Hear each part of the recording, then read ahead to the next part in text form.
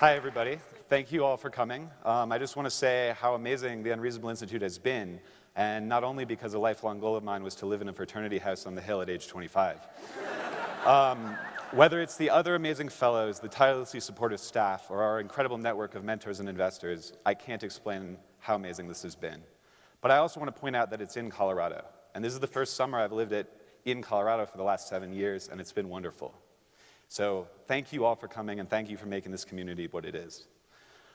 I won't be sticking around, unfortunately, because I have to go back to Uganda. And so as much as I love Colorado, I'm here to tell you why I feel so drawn to get back to what I'm doing in Uganda. At Own Your Own Boda, we empower motorcycle taxi drivers in Uganda to invest in themselves, their families, and their futures. But to understand how I got started in this, I want to begin by telling you about a young man named Mehdi. Our stories start when we were both 16. When I was 16, my biggest concerns were fighting my parents for a later curfew and trying to get my driver's license. For Mehdi, he had to grow up much faster. At the age of 16, he dropped out of school in order to pay for the school fees for his younger siblings so they could keep going to school and to help support his mother. Like many young men in Uganda who need to make money, Mehdi became a motorcycle taxi or boda boda driver. In a country where 70% of the population is under 25 and youth unemployment is high, driving a motorcycle taxi is one of the main sources of employment for young men who didn't finish school. Motorcycle taxis, as you can see, are useful in the capital, Kampala, because you can dart through traffic jams without wasting time. They're also useful in rural areas where there's no public transportation or normal cars can't handle the roads.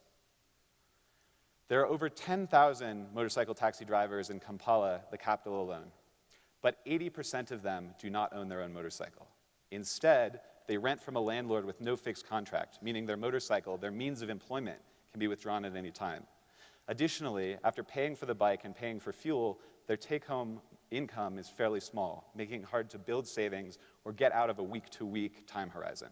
I met Mehdi when we were both 19, and I was doing a journalism internship at a local newspaper in Uganda. He quickly earned my trust by giving me fair prices and driving safely. I eventually began calling Mehdi anytime I needed to go anywhere because I preferred to drive with him than anybody else. We also became good friends, and we stayed in touch, and I helped him set up an email account. And when I returned to Uganda 2 years later, one of the first things I did was catch up with Mehdi, and he had a surprise for me. He took me to meet his mother in a village about an hour from Kampala and showed me proudly that he had helped her buy land and build a house so she wouldn't have to rent anymore. Mehdi did this because he was able to own his own motorcycle because another regular customer who saw his trustworthiness helped him pay off a motorcycle over time.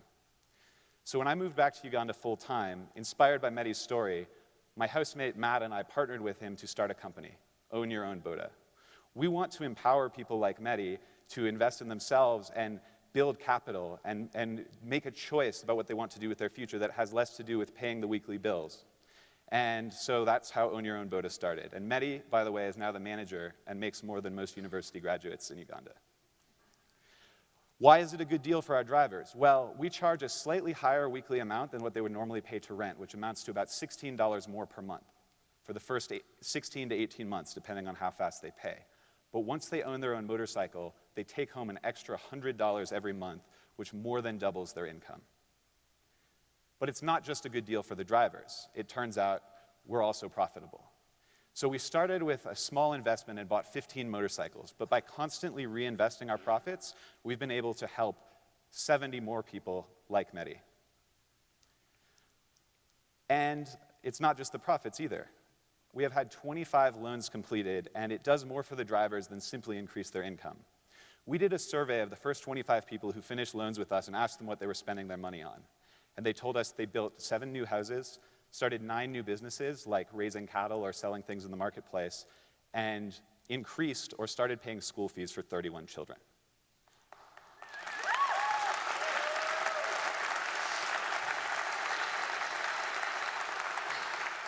So that's the kind of impact we're trying to have, and that's with only 25 completed loans.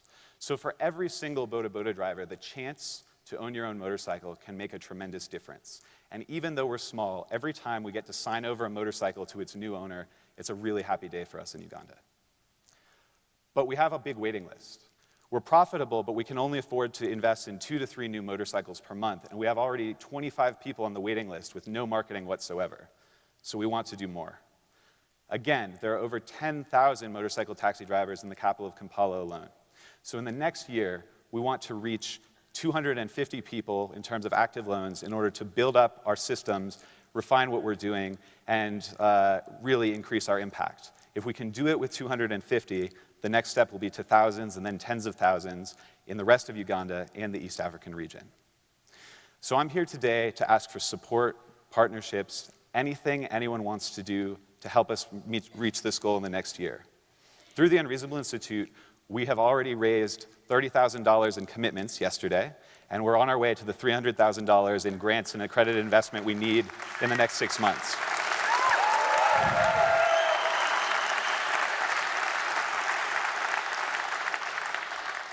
As I said before, this is the impact with only 25 completed loans. We want to do 10 times this in the next year and 100 times this in the next 3 years, and I think we can do it.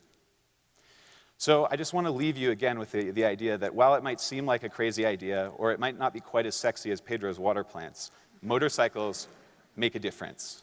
And every time somebody finishes a loan, it can literally become a vehicle out of poverty. Thank you.